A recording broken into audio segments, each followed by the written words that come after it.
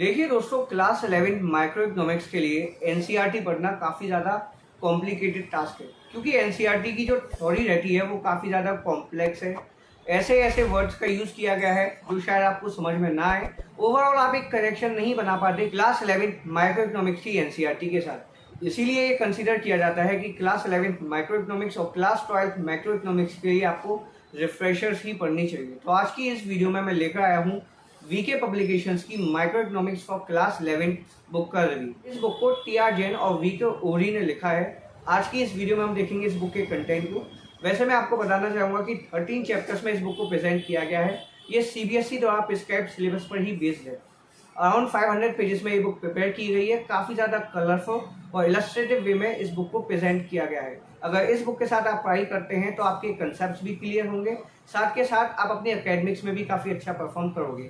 और ओवरऑल क्या ये सबसे अच्छी बुक है माइक्रो इकोनॉमिक्स के लिए, ये इस वीडियो में हम आगे जानेंगे। इस बुक के अंदर आपको क्या क्या मिलता है और कैसे कैसे मिलता है, ये सभी चीज़ें इस वीडियो में आपको क्लियर हो जाएंगी। अगर ये वीडियो देखने के बाद आपको लगे कि ये बुक आपके लिए यूजफुल है तो आप इसे चेकआउट कर सकते हैं। नीचे डिस्क्रिप्शन में बाय लिंक मिल जाएगी आपको।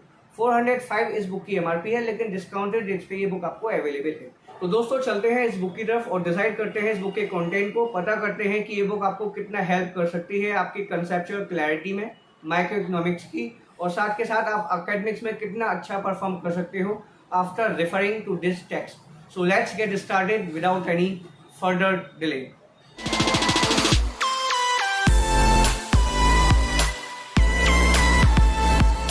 तो जो टीआर जैन है वो प्रिंसिपल रह चुके हैं ऐसे जैन कॉलेज के, जो कि आपका अम्बाला सिटी में सिचुएटेड है। वहीं डॉक्टर वीके ओरी एसोसिएट प्रोफेसर रह चुके हैं श्यामलाल कॉलेज में, जो कि दिल्ली यूनिवर्सिटी का पार्ट है। आइए चलते हैं इस बुक के कंटेंट्स की ओर, पता करते हैं कि वो कौन से टीआर चैप्टर्स हैं जो इस बुक के अंदर हमको मिलते हैं। तो सबसे पहला चैप्टर रहता है इसमें इकोनॉमिक्स एंड इकोनॉमी। दूसरा है central problems of an economy. Third chapter deals with consumers equilibrium, जिसमें आपको यूटिलिटी का एनालिसिस मिलेगा। Fourth chapter is concern with consumers equilibrium in difference curve analysis which is given by JR. Hicks. उसके बाद आपको पांचवा चैप्टर देखने को मिलता है theory of demand. Sixth chapter of this book is concerned with price elasticity of demand. Seven chapter deals with production function and returns to a factor. आठवां chapter रहता है इसमें concept of cost. Ninth chapter deals with concept of revenue. 10वां है producers equilibrium. 11th है theory of supply. उसके बाद 12th chapter जो आपको मिलेगा वो है आपका forms of market perfect competition. 13th और जो फाइनल चैप्टर है इस बुक का वो है आपका market equilibrium under perfect competition and effects of shifts in demand and supply. उसके बाद आपको कुछ सॉल्व्ड न्यूमेरिकल्स मिलेंगे, देन आपको अनसॉल्व्ड न्यूमेरिकल्स देखने को मिलेंगे, और लास्ट में आपको प्रोजेक्ट वर्क मिलेंगे। ये आपका सिलेबस है जो सीबीएसई द्वारा प्रिस्क्राइब्ड है क्लास 11 के लिए। तो हम सबसे पहले चैप्टर को देखते हैं जो कि है आपका इकोनॉमिक्स एंड इकोनॉमी। तो ये आपका पहला चैप्टर है। इसमें सबसे पहले आपको एक टू डू लिस्ट मिलती है, जहाँ पर आपको बताया जाएगा कि इस चैप्टर के अंदर आप कौन कौन से टॉपिक्स कवर करने जा रहे हो। एक आइडिया लग जाता है कि इस चैप्टर में आपको कौन कौन से टॉपिक्स देखने को मिल जाएंगे। तो सबसे पहला टॉपिक है what economics is about. Economics किस चीज़ के बारे में है। एक डेफिनेशन आपको मिलेगी, वर्किंग डेफिनेशन। फिर आपको स्कार्सिटी के बारे में बताया जाएगा, जैसे कि आप यहाँ पे ग्रीन बॉक्सेस में देख सकते हैं।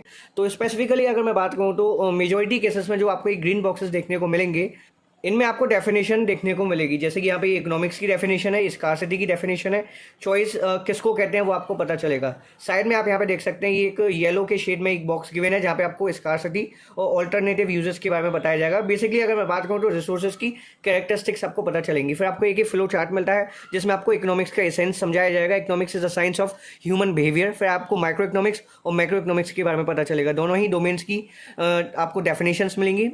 बताया जाएगा कि दोनों ही डोमेन्स आपस में कैसे इंटरकनेक्टेड हैं, इंटरडिपेंडेंट हैं, और कैसे वो इंसेपरेबल भी हैं, और क्या क्या डिफरेंसेस रहते हैं दोनों में, वो आपको इस फोकस जोन के सेगमेंट में देखने को मिलेगा, जहाँ पे आपको माइक्रो इकोनॉमिक्स और मैक्रो इकोनॉमिक्स के बीच में डिफरेंसेस बताए जाएंगे।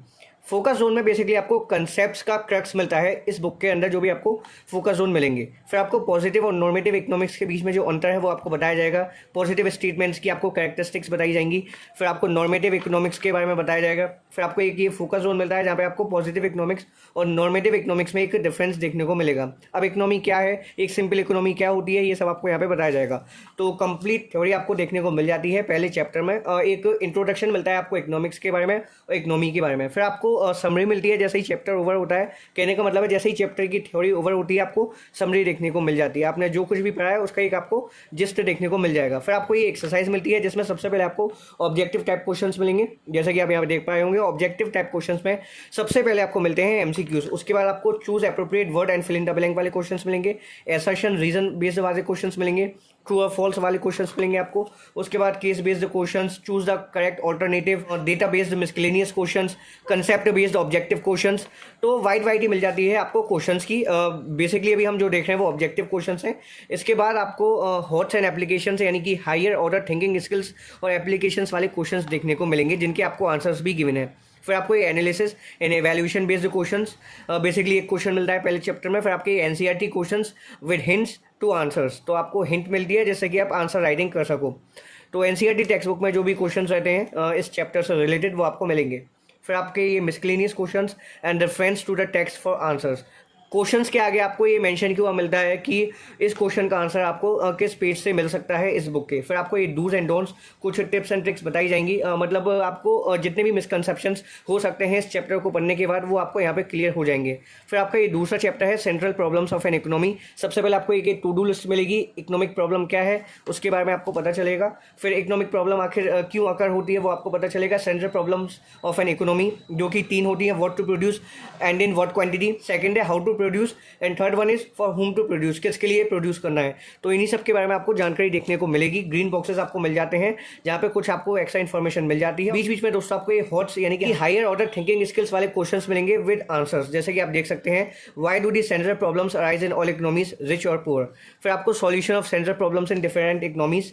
फिर आपको प्रोडक्शन पॉसिबिलिटी कर्व यानी कि ट्रांसफॉर्मेशन कर्व के बारे में पता चलेगा। एक शेड्यूल मिलेगा, ग्राफ भी मिलेगा, और ग्राफ भी जो है वो आपका काफी कलरफुल है। दोस्तों एक चीज तो आपने देखी होगी, ये जो बुक है वो काफी ज्यादा कलरफुल है, विजुअली रिच है, काफी इलस्ट्रेटिव वे में इस बुक को प्रेजेंट किया गया है। अगर आप इस बुक के साथ सही से पढ़ाई करते हो तो यकीनन मैं कह सकता हूं कि आप माइक्रो इकोनॉमिक्स के कंसेप्ट को कभी नहीं भूलोगे अगर इस बुक के साथ आप सही से पढ़ाई कर लेते हो तो, क्योंकि बुक का प्रेजेंटेशन काफी ज्यादा शानदार है। दोस्तों एक चीज जो शायद इस बुक की खासियत है या फिर मैं कह सकता हूँ इसका कॉन्स, वो ये कि एक ही टॉपिक को बार बार रिपीट किया गया है। रिपीटिशन है टेक्स्ट में आप अगर देखोगे तो, जैसे स्कार्सिटी क्या होती है, स्कार्सिटी की एक डेफिनेशन मिलेगी, फिर एक डेफिनेशन आपको लेफ्ट में मिल जाएगी और फिर एक डेफिनेशन आपको नीचे मिल जाएगी। अब इसका बेनिफिट ये है कि आप उस टॉपिक को बिल्कुल अपने दिमाग में फिट कर लोगे, लेकिन इसका कॉन्स ये है कि एक ही टॉपिक पर आप अटक कर रह जाओगे। तो मुझे ये फीचर काफी अच्छा लगता है कि आप एक टॉपिक को बार बार ही देख सकते हो, इवन एक ही पेज पर, ताकि आप उस टॉपिक को, उस कंसेप्ट को भूलो ना। कोई एक्सरसाइज मिलती है जिसमें आपके ऑब्जेक्टिव टाइप क्वेश्चन शामिल है। ऑब्जेक्टिव टाइप क्वेश्चन में भी आपको काफी वैरायटी मिल जाती है, तो वाइड वैरायटी मिलती है क्वेश्चंस की, ताकि आप अच्छे से प्रैक्टिस कर लो। अगर आपने एक चैप्टर को पढ़ लिया है तो इन सभी तरह के क्वेश्चंस को आप लगा सकते हो, ताकि आप ये इवैल्यूएट कर पाओ कि आपने इस चैप्टर को कितने अच्छे से समझा है। देखिए दोस्तों इस बुक के अंदर टोटल 13 चैप्टर्स हैं। आप ये ना सोचो कि आप सिलेबस से ज़्यादा पढ़ रहे हो। इस बुक को स्टूडेंट फ्रेंडली बनाने के लिए एनसीईआरटी में जो आपको 6 चैप्टर्स मिलते हैं उन्हीं को स्प्लिट कर दिया गया है टॉपिक वाइज, ताकि आप इजीली एक पार्टिकुलर चैप्टर को, एक पार्टिकुलर टॉपिक को सही तरीके से समझ जाओ। तो आप बिना सोचें कि इसमें आपको 13 चैप्टर्स पढ़ने हैं और आपका जो ओरिजिनल सिलेबस है उसमें 6 हैं, तो ये कन्फ्यूजन आप अपने दिमाग से निकाल दीजिएगा। और जहाँ तक दोस्तों बात रही एनसीईआरटी की, तो मुझे लगता है कि एनसीईआरटी जब आप पढ़ने बैठोगे तो आपको इतनी आसानी से एनसीईआरटी की थ्योरी समझ में नहीं आएगी। मेजॉरिटी स्टूडेंट्स एनसीईआरटी के साथ माइक्रो इकोनॉमिक्स नहीं पढ़ पाते।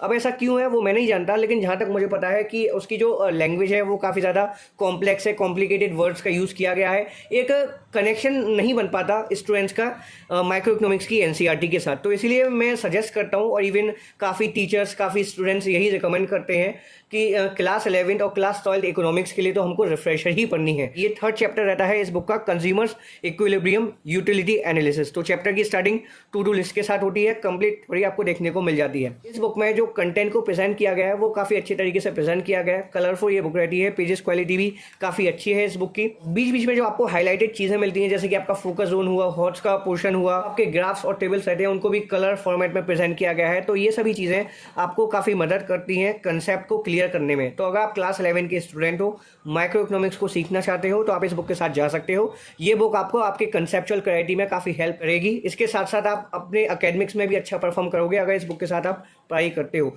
देखिए दोस्तों, ये कहना तो गलत होगा इस वीडियो में कि माइक्रो इकोनॉमिक्स के लिए वीके पब्लिकेशन की बुक जो है वो सबसे अच्छी है, ऐसा नहीं है। संदीप गर्ग की भी बुक काफ़ी अच्छी मानी जाती है, अच्छी कंसीडर की जाती है। सबका अपना अपना टेस्ट होता है। लेकिन आप अगर एक ऐसी बुक चाहते हो जिसमें आपको कंटेंट का प्रेजेंटेशन काफ़ी अच्छे से मिले, कंटेंट को ऑर्गेनाइज अच्छे से किया गया हो, तो आप वीके ओरी और टीआर जैन की बुक के साथ जा सकते हैं।